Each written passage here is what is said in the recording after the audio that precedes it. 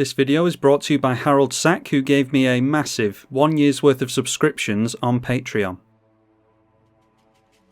Ojer Taq, Deepest Foundation versus Huatli, Poet of Unity, Saheeli, the Sun's Brilliance, and Purphoros. Good number of new commanders here, which is always good to see. No ramp there, but it's a decent curve, so we'll try it. Alright, we draw on turn 1 and get into the Generous Gift. Getting down at the first spell of turn 2 in Luminarch Ascension is going to be really good. Means we can hopefully get down some angels quite quickly. Only up against one green player, which means our opponent should struggle to get rid of enchantments. Norin the Wary in for the Purphoros player, which is probably one of the best cards in the deck. Norin obviously means that we will be dealt damage with the Luminarch Ascension as well, but we'll have another couple of players to dodge there at least. A Talisman of Creativity off the Sol Ring, so our opponent ramping hard early on. Alright, and a Path to Exile. Can't use that to get rid of Norin, unfortunately, so let's get down Luminarch Ascension. Skull Clamp from Purphoros. Decided not to swing in at us with the Norin as he should have done, so we do get a counter on the Luminarch Ascension that we shouldn't have had. A Hedron Archive, continuing the ramp from Saheeli. We're not getting into any ourselves, unfortunately. And then a Chaos Wand, always fun to play against. Have to assume that my opponent's going after, the Icecrown Scepter combo, where you untap all your permanents and go for the Paradox Engine, or whatever it's called. That way you'll be able to go for infinite Chaos Wands, although still a pretty random thing to go after, because you are solely reliant on what your opponents have. A 3 visits from the Huatli. And we get the penultimate counter for the Luminarch Ascension. Now the question is, do we want to go for the Skrelv's Hive, or do we want to hold up enough mana for an Angel? I think it's going to be a better idea to hold up the Angel, and we can at least get one Angel from the Ascension before that thing gets dealt with, hopefully. This way we'll be able to hold up Stroke of Midnight and Generous Gift as well. Arcane Signet makes Norn the Wary run away, so once again we're getting the Angel token sooner than we should be doing. Now Saheeli, Sun's Brilliance into play. That might have to eat a Path to Exile, although saving that for an animated Purphoros could be an idea as well. Looks like our opponent's going for an activation of the Chaos Wand, targeting us with that, so might be looking for some spot removal on our own Luminarch Ascension. But we've got a decent amount of it in hand already. Alright, got into an Amiria's Call. Hopefully that wasn't on top, because I definitely would have bolted that in. But yeah, getting some angels of his own. We'll be able to make additional copies of the angels with Saheeli as well, so could still be worth blowing that thing up. The second commander come in, Huatli, Poet of Unity. So we'll make an angel in response. I'm probably going to go for the Path to Exile onto Saheeli, give him even more mana. Path to Exile onto the Saheeli now that Huatli's tapped out. Looks like there's no 1 mana counters here, so Saheeli going into the command zone straight away. Okay, Intangible Virtue's good. It's a shame that we're not getting into any mana here. 3 mana by turn 4 is pretty abysmal. Yeah, if we could have got into a Plains there, Intangible Virtue, and hold up the mana for Luminarch Ascension would have been really good. I think we have to start dealing damage to Purphoros though, because Norin's going to be way too good. So there we see Purphoros, God of the Forge. We're about to start eating a lot of damage. We should all be ganging up on Purphoros here, but it's Magic Online, so anything could happen. Alright, Awesome and Swan Song going for the counter on Purphoros. Skull Clamp being thrown onto the bird token, ready for the angels to hopefully swing in over there. I'd give him the card draw for the sake of some damage personally. Saheeli, the Sun's Brilliance, back into play for a second time. No haste on it though. Chaos Wand pointed over at Huatli this time. And getting into a Rishkar's Expertise, getting some good hits here, so that's a free spell and drawing 4 cards. Throwing into play for free a Circuit Mender. Not swinging in with the Angel tokens, yeah, I don't know about that. We need to be really aggressive towards this Purphoros player, I think. A Mirari's Wake for some double mana from the Naya player. So let's make another Angel with the Ascension, and then dealing some damage to Purphoros with Huatli. So playing it absolutely correctly there. Norin gets out of the way, the bird token not being sacrificed. Another land for us is excellent, so that means that we can do what we wanted to do last turn. Get down the Intangible Virtue.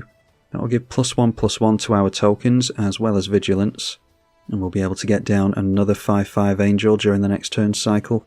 So offer up 10 damage to the mono red player.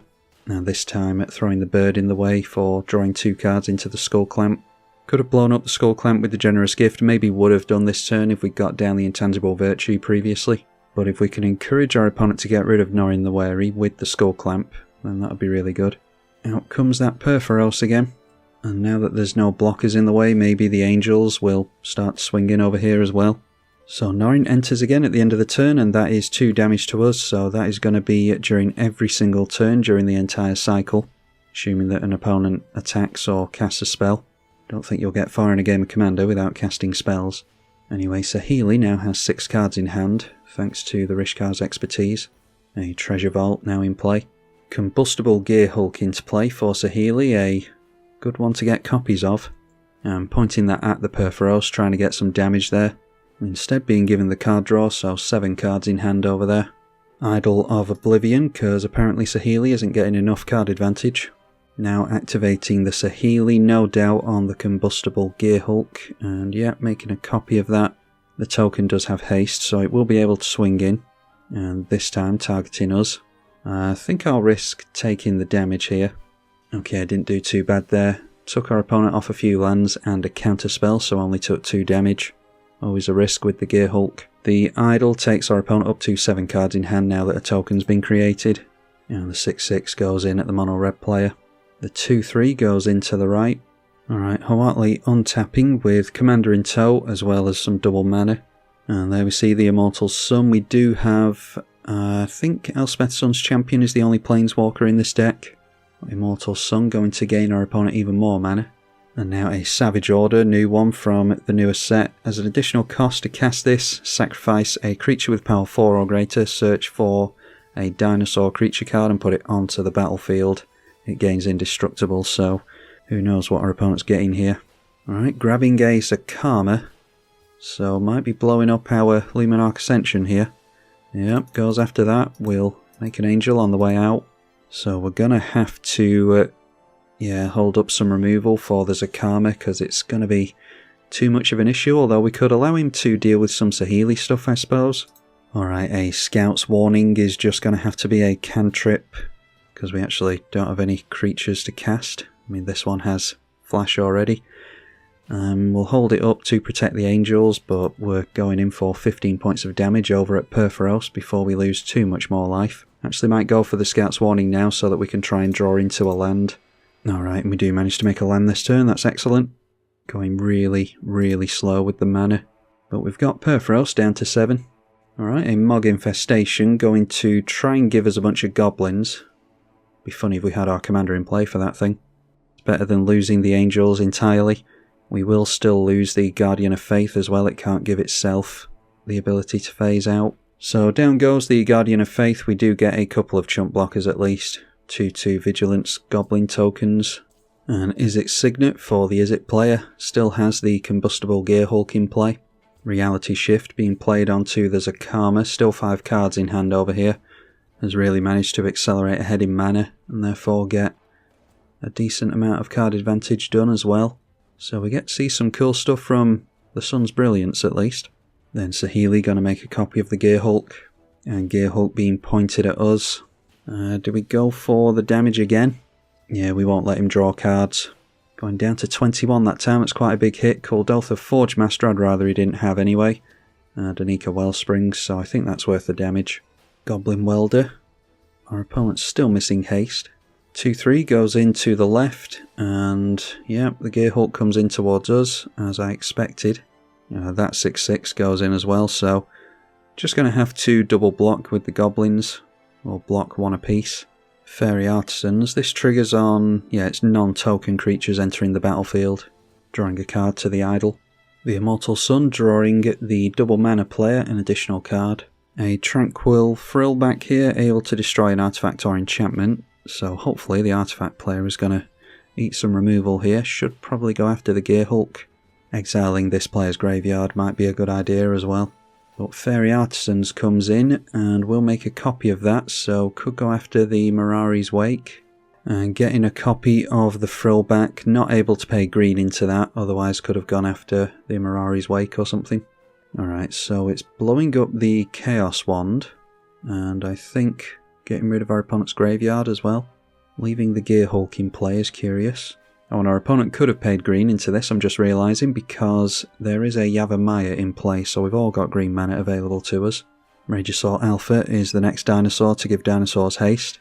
And that means that the Ragesaur Alpha will come in over here as well, leaving our opponent with a 3/3 dinosaur token. So, yeah, the Saheeli doing a better job of making tokens than the supposed token deck.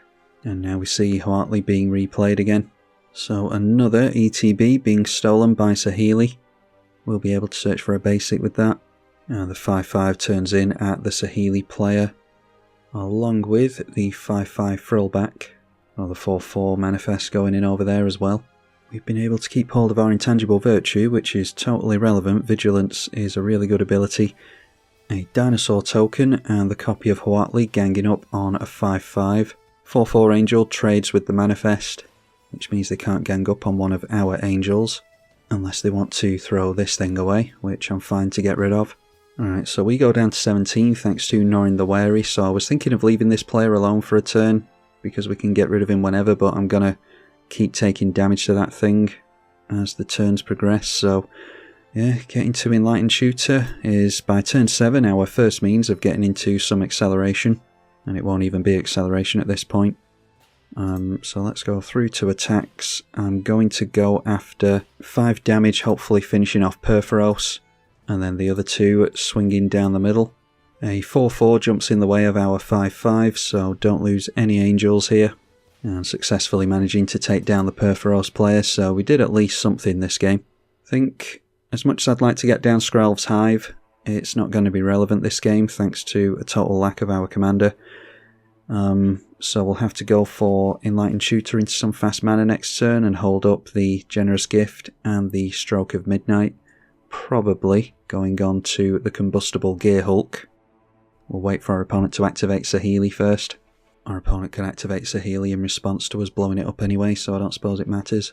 A Direfleet Daredevil able to fish out a relevant instant or sorcery, and going after the Rishkar's Expertise with a 6-power creature in play. Now the problem is, we could blow up this thing in response to the Rishkar's Expertise, but you can do this at instant speed, so just need to hope that they make a copy of the Combustible Gearhulk. So there's not really much dodging the card draw from the Rishkar's Expertise. Our opponent's got 4 cards in hand, he mustn't like the cards he's got available to him. Plays Rishkar's Expertise, draws up to 10. Okay, able to cast a Phyrexian Metamorph, which will come down as a copy of the Combustible Gearhulk maybe, which we don't want. Could be a Fairy Artisans. There's, I don't suppose our opponent will copy any of our stuff, so let's go for the Stroke of Midnight onto the Gearhulk now. So now seeing the copy with Saheeli. And our opponent probably going to target us. We'll just give him the card draw at this point because he's got 9 cards in hand anyway, and a lack of mana at the moment. So goes up to 12 cards in hand. Now our opponent could bring it back with the Goblin Welder. He'll have to sacrifice a creature in order to do that, and he's got a copy of the Combustible Gearhulk now anyway. So yeah, no real means of dodging all that. Combustible Gearhulk targeting us again will just continue to give him the cards while he can't do anything, or can't do as much. Suppose our opponent might as well bring back the Combustible Gearhulk by sacrificing the token copy of it to the Goblin Welder. So yeah, maybe the timing was a bit off there. And a 6/6 swings in towards us. Can't really think of anything we could get down here that's of all that much relevance. Could just chump block here and go for the 1 ring, I suppose. That'll protect us for a turn. Yeah, let's just do that for the fun of it. We'll lose an Angel. Could have taken the damage as well and tried to get 15 points of damage on our opponent, force him to block with this. Goblin Welder is going to sacrifice the token in order to bring back the original. And again targeting us. So again, give him the card draw. 19 cards in hand. Playing Arcane Signet and a Commander's Sphere. An additional card drawn to the Immortal Sun again. And we see cycled a Titaneth Rex, so I think that's a trample counter. Yeah, trample counter going on to the 6/6 Reggie. Didn't look through our opponent's graveyard actually, he's just loaded up his graveyard. Emberwild Captain, a Slowbad. Offer you can't refuse, so our opponent is running counters. A Magicynth Wellspring, that might suggest that he's got a 1-mana counter spell in hand, because he did discard that one. A Wear of Invention as well. Now Galta and Mavrin, means our opponent gets a copy of Galta and Mavrin. Scion of Calamity has Myriad. When it deals combat damage to a player, destroy an artifact or enchantment that player controls, so yeah, if it has Myriad, it's going to be coming in towards us. Selvala, Heart of the Wilds into play as well. You would think our opponent would have played Selvala before the Galta, because they could have drawn a card into that. Into the north. 0 cards in our opponent's hand now. And time to see how our opponent attacks. May well just be able to take us out here. So swings in at us with the original Scion of Calamity, which we will double block. We're getting the Regisaur Alpha as well. The 14/14 and the 5/5 go into the left. So Scion of Calamity is going to get Myriad, and that means a copy will come in over here. And then it is X 1/1 white vampire creature tokens with lifelink, where X is the number of other attacking creatures. So getting down a bunch of 3/3 blockers, thanks to the Anthem effects from his 2 permanents over here. So we'll take the 6 from Regisaur Alpha, and we'll double block on the Myriad creature, losing one of our angels. 13 damage being blocked on the Mavrin. 2/3 jumps in the way of the token. There is some trample damage going through here. And then our opponent throws some toughness in front of the Scion of Calamity as well, which will get trample damage through. We've got a copy of the Selvala.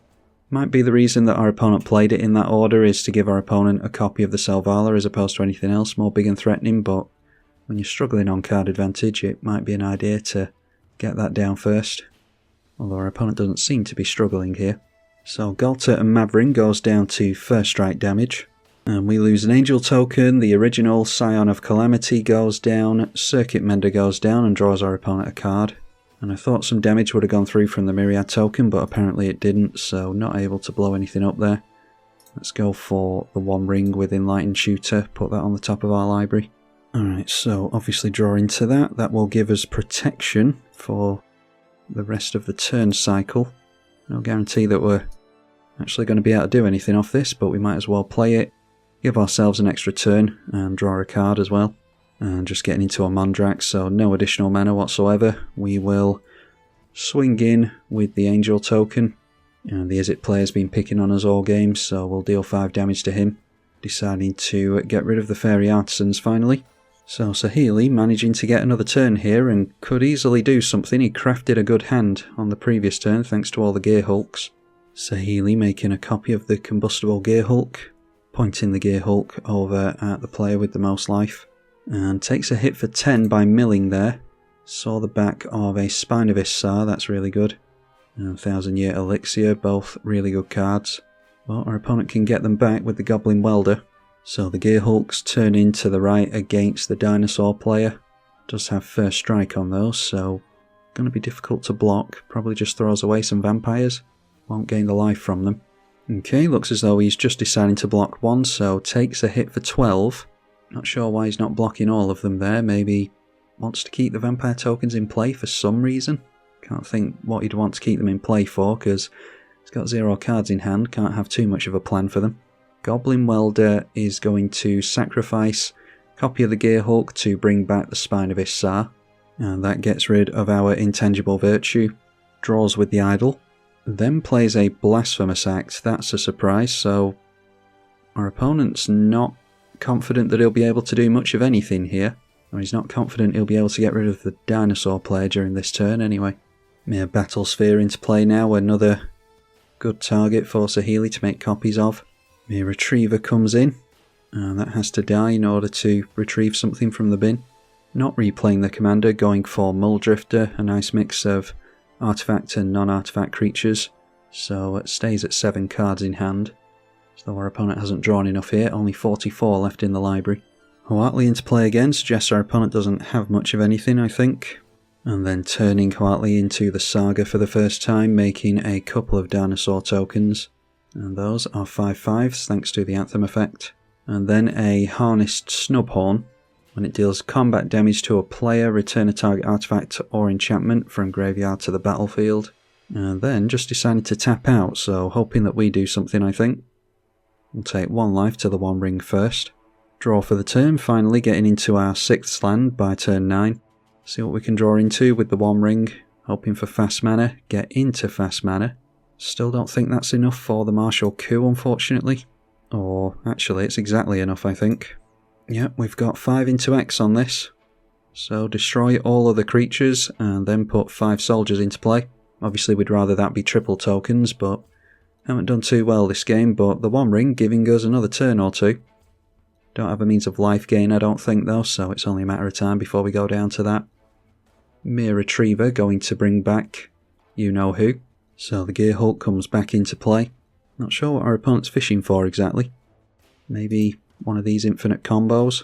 And targeting us again, yes, you can have the card draw, we don't have much of a choice with such a low life total.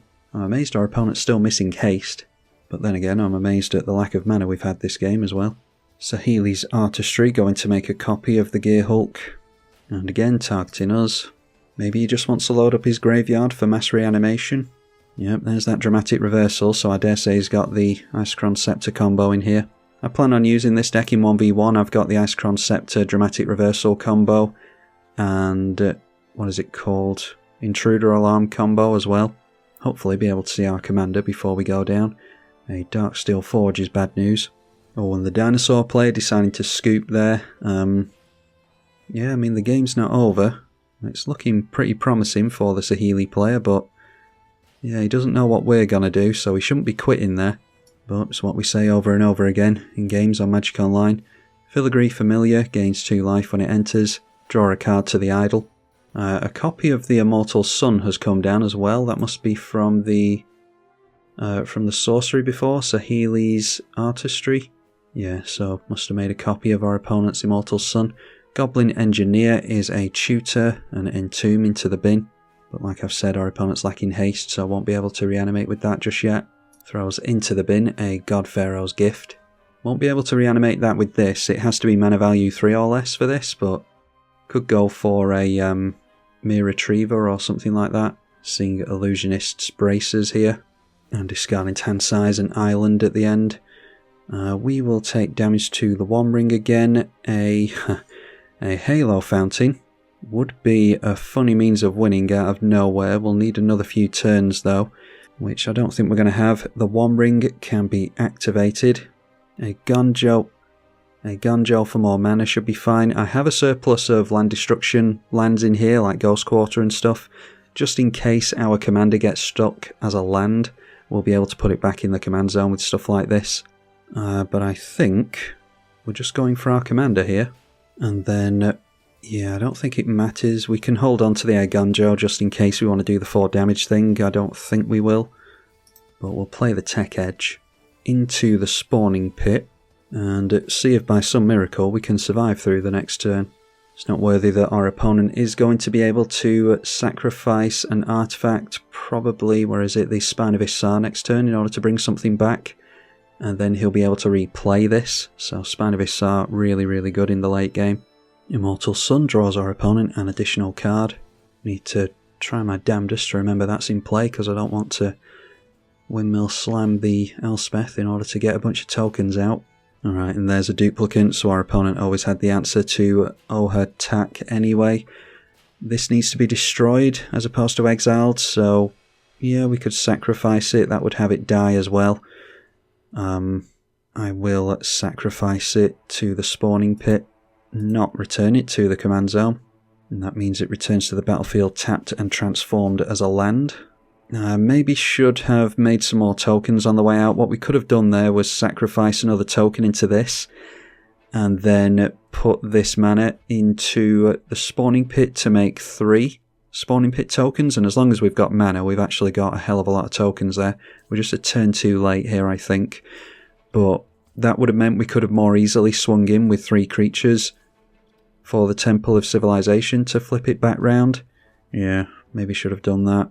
Now playing a Worm Coil Engine with the awesome artwork. And now it seems as though our opponent's going into the red zone, so you're just going to commit everything? holding back the goblin seemingly, so this means that we can still have 3 attackers next turn. So block with all 3, declare blockers, we'll sacrifice each of these because they don't have trample. Best double check they don't have trample. No, they don't. So survive another combat phase. Spine of Isar is sacrificed to the Goblin Engineer as we expected. And if he plays Spine of Isar, getting rid of this, that's going to be bad news for us, but he always had it. And Arkham Dagson means I don't think he can afford to play it now. And through to the end step, so 6 cards in our opponent's hand, definitely not out of the woods yet. Remove 2 plus counters from the spawning pit to give us the 3 creatures we need to attack in. Probably only got 1 turn thanks to the One Ring, but we go down to 5. Draw a Monastery Mentor. Draw cards to the One Ring, hoping for more fast mana. Don't see more fast mana, we do get into a land that we can play. So we'll attack him first with 3 creatures so that we can transform the Temple of Civilization. Can only do that as a sorcery. And then in response to attacks we'll just sacrifice. We don't want our opponent gaining any advantage from our attacks like lifelink or anything. Not that I think it matters here. Alright, so now we can flip round our commander. See if our opponent's got any removal for it. We can try just generating some tokens with Spawning Pit. Doubt it's going to be enough, but we'll play to our outs here. It's a shame because it'd be awesome to try and sneak out a Halo win, but we're not going to be anywhere close thanks to blocking, I think. So, do we just dump all our mana into Spawning Pit shenanigans? I think that's our best bet here. And then just surprise him with the Halo Fountain next turn. Real shame that we can't do it here. Yeah, we would have been looking better. Let me go for the activation on the Spawning Pit now so that we can work around the fact that our opponent could remove the commander in response to us doing some stuff here. Alright, yeah, Commander Sphere going to draw a card, trying to get into a Pongify or something maybe. I mean, we can activate it again in response to any removal at least. Okay, doing something. If it's a Cyclonic Rift or something, then we're not going to do anything. A Stunt Double comes down as a copy of the Duplicant again, I imagine. Yeah, so we'll make them target that. Activate our commander again. So that makes triple spawn tokens. Sacrifice one of the spawn tokens. And then remove 2 again. Still think our opponent has too much interaction for us here, but we'll play it out anyway. So have to sacrifice 2 of these in order to make 3 more, so we just gain 1 every time. Alright, so with the final one we end up with 9 spawn tokens in play, and I will sacrifice my commander in order to attempt to keep it around. Again, we're not going to put it in the command zone, it's going to be a tapped land, but I think my opponent goes wide here anyway. Discard the God Eternal Oketra, the Skrelv's Hive, and the Gilded Lotus we're not going to have time to cast. Yeah, I imagine our opponent just turns everything in sideways towards us and we won't be able to keep any of these spawn tokens. I can't see us winning this, but we have to keep playing as though we can win it. Need to be able to swing in with 3 creatures in order to bring our commander back again. Maybe something like Rabble Rousing and Divine Visitation is going to be enough to clinch it. Now seeing Spine of Isar again and does go after the Spawning Pit. Definitely got our use out of that thing. Alright, turning in with absolutely everything. How many creatures does he have here? 1, 2, 3, 4, 5, 6, 7. Means we get to keep 2. And we do have to block because we're going to take 4 damage to the One Ring, so just block with everything. Alright, so blocking 7 attackers with 7 blockers. Oh, and we're left with 3 creatures that we can attack in with to transform our commander again if we want to, which is good. Our opponent jumps up to 23 thanks to the lifelink. Arkham Dagson sacrifices the Mere Retriever. Fishes out with that an Unwinding Clock, which will more relevantly untap the Wormcoil engine. Was hoping that we might be able to sneak in some angels and get some damage through enough to get rid of our opponent, but the lifelink going to be relevant here. Mere Retriever is going to put God Pharaoh's Gift back into our opponent's hand. Sacrificing Spine of Isar to the Goblin Engineer again. Goblin Engineer going after the Mere Retriever. Spine of Isar comes back down, probably goes after Sol Ring. Can they go after lands with this? Yeah, any target permanent, so might go after our commander. And yes, it does. So I think the only thing we can try here, really, is Rabble Rousing along with Divine Visitation. Might be a fun play, but we're well and truly done here. Goes back into the command zone for the first time, and God Pharaoh's Gift entering play. But we managed to get another turn at least. Not going to go down to the 1 ring just yet. That will knock us down to 1 life and a Legion loyalty, so creatures you control have Myriad. Not that useful in a 1v1. So we'll continue to draw cards with the 1 ring. And that gets us into a useless Ancient Tomb. Myriad Landscapes tapped. Battle Screech is just going to make some tokens, so we really want the token tripler in play. That's the problem with this deck, is that we're relying on our commander being in, really. Play the Ganjo as a land, and I think the best we can do is the Divine Visitation, Rabble Rousing things, so go for that and await our demise. Get a choice with Hideaway 5. Yeah, I don't think it really matters. We'll just throw the Lightning Greaves under it. Play the Divine Visitation. Play an Esper Sentinel. And then let's turn in sideways and make some angels. Losing our sack outlet is relevant here because we can't sacrifice in response to the blocks from the Wormcoil engine. Make that many citizen tokens with Rabble Rousing, they will come down as angels thanks to the other enchantment. So you can see the interaction there, get some free flying vigilance tokens, but that is us done. So not going to have my opponent continue to play through his turn here. All he ultimately has to do is pass through to us and the 1 ring will kill us, so we will say good game to our opponent and concede there. That can be it. So yeah, a distinct lack of mana there. Really got into it towards the end thanks to the incredible 1 ring, and yeah, if only we'd managed to squeak out a victory with this, that would have been an incredible means of winning. But wasn't to be this time. I will play this commander again if any of you want to see it. Ojer Taq is a very interesting one to me as a fan of token decks, and getting triple tokens is a hell of a lot of fun, I imagine. Not that we saw that this game. Let me know if you want to see more from it. I'm tribalkai. Thank you for watching.